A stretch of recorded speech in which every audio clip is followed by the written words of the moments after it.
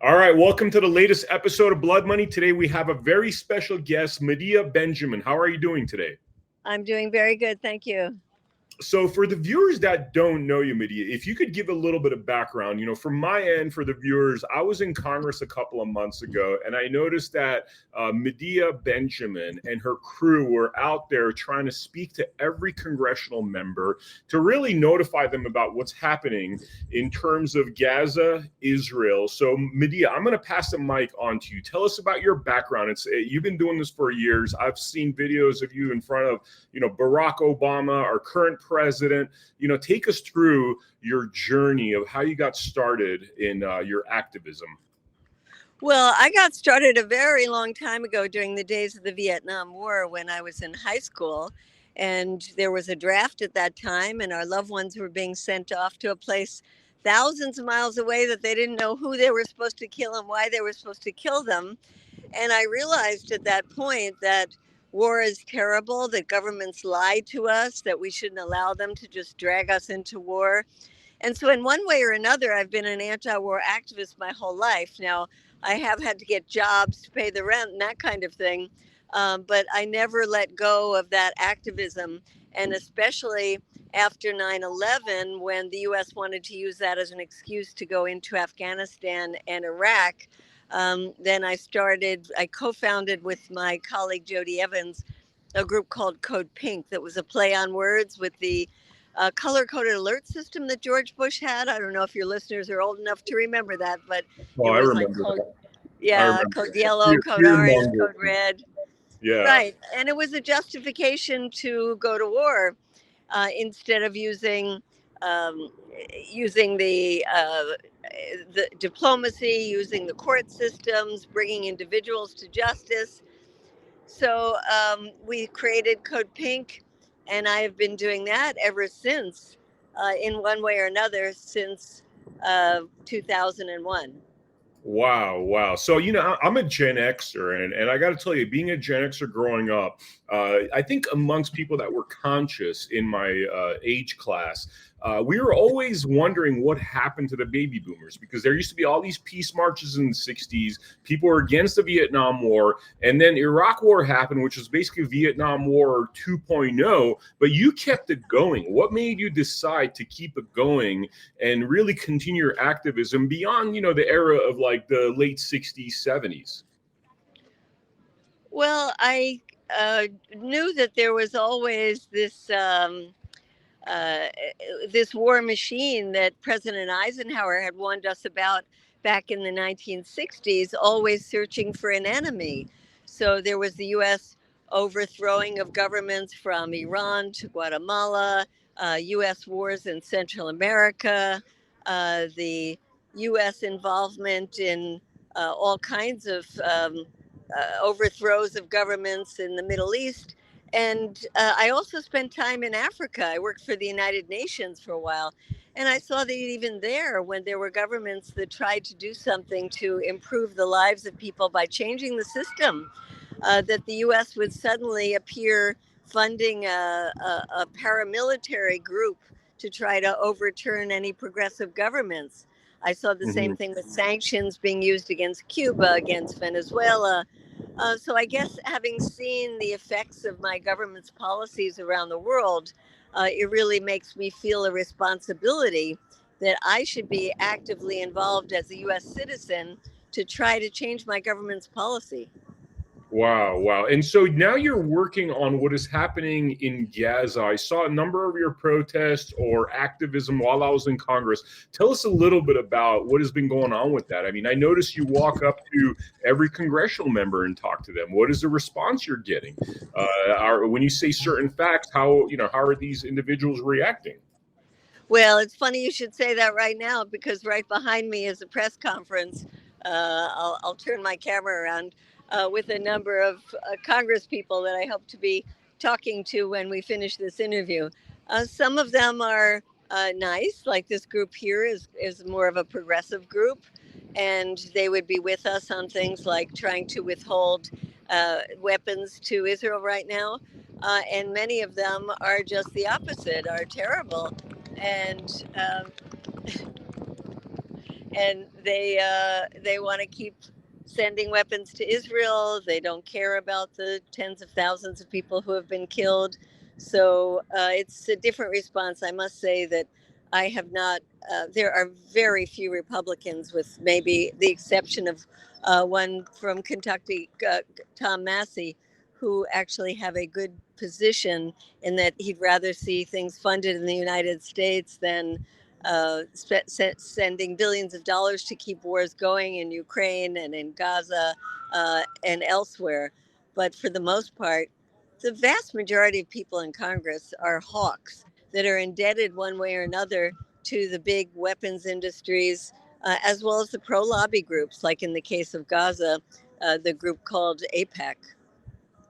Wow. So I'm curious, like, do you think there's ever going to be an end to this? You've obviously been doing this for 2 decades plus. We've seen war after war after war. It seems as though, Afghanistan you brought up, right? We went and fought a war for 20 years and then left them with $90 billion something of equipment. I mean, is this nonsense going to end? Are we going to start focusing on the American people, on we people?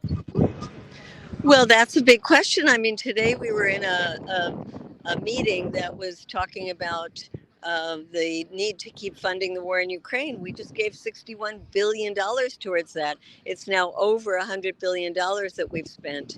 And you have to ask, who is this government for?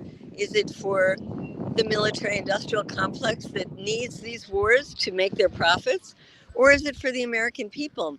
And that's why I say I wish there were more Republicans who were saying that. They talk about fiscal conservatism day and night, and yet they're willing to spend almost $1 trillion on militarism. So I think there should be a much, much stronger conversation in this country, no matter what your politics are, Democrat, Republican, Independent, whatever. There should be much more of a conversation on how do we cut this war machine? How do we cut hundreds of billions of dollars that we're spending to keep wars going that are creating such suffering around the planet, and instead be using it to help people in this country and to deal with things like the climate crisis? Wow. So let me ask you something about the Republicans, right? We hear this, the MAGA movement, right? America first. But then, I go to somewhere like Richmond, Virginia. A month and a half ago, I was in Richmond, Virginia. I mean, it looks like a third world city. And I'm wondering, how does America first parallel itself with sending all our money abroad while there's potholes, there's homelessness, there's just absolute urban decay happening in so many of our cities? How does that make sense? Well, it doesn't. It just exemplifies what I've been saying about how we're so misspending our money with almost $1 trillion going to war. Imagine what we could do with that $1 trillion. And, every major city in this country has so many people who are unhoused, has so many people who don't have decent health care. And look at all the young people that are in terrible debt after just trying to get a college education. So there's so much we could be doing to help people here at home. And I find it absolutely disgusting that we have allowed our government to just get on this military treadmill. We go into offices in Congress and you see little models of things like F-35s and say thank you to the congressman from Lockheed Martin or one of those big weapons manufacturers. I mean, that's just a boondoggle, and it's a way of, taking our hard-earned tax dollars and putting them into weapons and making big profits for companies instead of doing what they're elected to do, which is take care of their districts. And then, of course, they turn around and say, well, we need those jobs. We've got to make those weapons because they're the best jobs in our county. And of course, it's a vicious cycle once you get that. But studies have shown that the jobs created in the weapons industry, it's the worst way to create jobs. You create the fewest jobs with those kind of things, to say nothing of the fact that they are meant to kill people. Wow. So let me ask you about the Democrat versus Republican side of things. In terms of what is happening in Gaza, in terms of the military industrial complex, is this a uniparty issue, or is there a divide there? Is there one party that would prefer to have peace, would prefer to fund things within the United States as opposed to funding wars? Well, I think the Democrats to a small extent, but I think for the most part, it's a bipartisan issue. You know, the Democrats, at least there's a progressive caucus within the Democratic Party, and some of them are decent on this issue.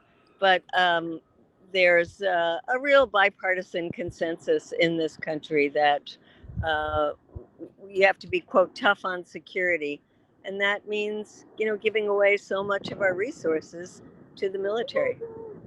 Yeah, yeah. Now let me ask you about Gaza, right? So I've been talking to a lot of people about what is happening over there. Some people seem to take insult at this claim that there's a genocide happening there. How do you typify what is happening in Gaza? How do you explain to people exactly and accurately what's happening there?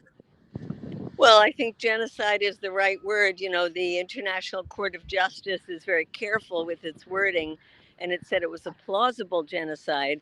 But as each week goes on, it becomes more and more evident that this is indeed a genocide. I think when you look at over 35,000 people killed in the course of 7 months, when you see the majority of the people in that country have been displaced, they're living in tents. They don't have adequate water, adequate food. The healthcare system has been decimated. All of the universities have been destroyed. I mean, this is destroying a people, and that's what genocide is about. So I think it's very clear that that's what's happening now, and that we have to do whatever we can to stop it. Every day that goes by, there's more and more people that are being displaced, and now they're telling them, you know, they told them to move south, go to Rafah. Now they've got over 1 million people stuck in Rafah, where they are bombing every single day, and there's no place safe for people to go. So it is a catastrophic situation with disproportionate violence being used by the Israelis as they seek revenge against what happened on October 7th. But they are not allowed by law to use this level of violence and have this kind of destruction on people that had no involvement. Most of the people in Gaza are children, are under the age of 18. They didn't elect Hamas, they didn't participate in anything on October 7th, and they certainly shouldn't be held responsible. What do you think they're like Netanyahu's goal? What is Netanyahu's ultimate goal, you think, with Gaza? What do you think is really happening there that they don't necessarily tell us is the reason why this is all going on? Well, he says he wants to destroy Hamas, but it's not a doable goal because as long as there is an oppression, like there has been for 75 years of the Palestinian people, there's always going to be some kind of resistance, whether it's called Hamas or it's called Islamic Jihad or it's called PLO or whatever you call it. And so, if indeed that it is his goal, it's an unwinnable goal. And in fact, every time a bomb drops, every time a home is destroyed, every time some young man loses his family, you are recruiting more people to the resistance. Yeah, yeah. I mean, you're basically creating what they call terrorists. I mean, that's what it is. We see this reoccurring cycle of, bombing a bunch of people, and then there's new terrorists, and then they wonder where the terrorists come from. Absolutely. They are creating so much hatred against the Israeli government that's going to have repercussions for decades to come. And so the most important thing is to stop the violence, to agree to a ceasefire. Hamas had agreed to a ceasefire last week, and Israel didn't agree to it. So we've got to be pushing for that. Wow, wow. And when people some people react to what you're saying and say, "Oh, you're anti-American, you're pro-Hamas." What do you tell to these people that try to say that, "Oh, your activism is somehow showing that you're supporting people like Hamas?" They go really extreme sometimes in making these claims. How do you respond to people like that? Well, we respond by saying we're pro peace. We just want to stop the killing. We don't want Israelis to be killed. I'm Jewish. I certainly don't want to see Israelis being killed. And I don't want to see Palestinians being killed. And I know that what Israel is doing is bad for Jewish people worldwide because it is creating a rise in anti Semitism. So I just go back to this issue of how are we going to stop the violence, and we're only going to do that by calling for a ceasefire and then really looking to solve the issue that's been going on for 75 years of Palestinians not having equal rights, not having the right to return to their homeland. That has to be dealt with if there is ever going to be peace in the region. Medea, I have just one more question about the current status of what's happening in our U.S. government, right? So I watched you when I was in D.C. You were there every single day in Congress, approaching congressional members with your team. It's very impressive, actually, because it seems like it's all grassroots, right? What do you think about this idea? Because one of the things we keep hearing is that, these congressional members have this enclave called Washington, D.C., right? And they go there, they're secure in their own little private club. I've heard ideas that our Congress needs to be moved to the state where somebody is representing, meaning rather than having this big Congress in Washington, D.C., the congressional members are actually housed in the states where they are representing the people. And so what that would do is that the person who's your representative is shopping at your, supermarket, going to your coffee shop, hence with the people, in order for the people to hold those individuals accountable, as opposed to this kind of little private club that seems to exist in DC. What do you think about that kind of approach in reformatting our government to make it more representative of we the people? I think so too, and I've just got to go right now because there's a policeman approaching. I just wanted to talk to him. He's my friend here.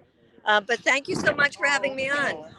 Thank you, Medea. Thank you so much for coming on the Blood Money Thank you. podcast. We look forward to seeing you again. Thank you.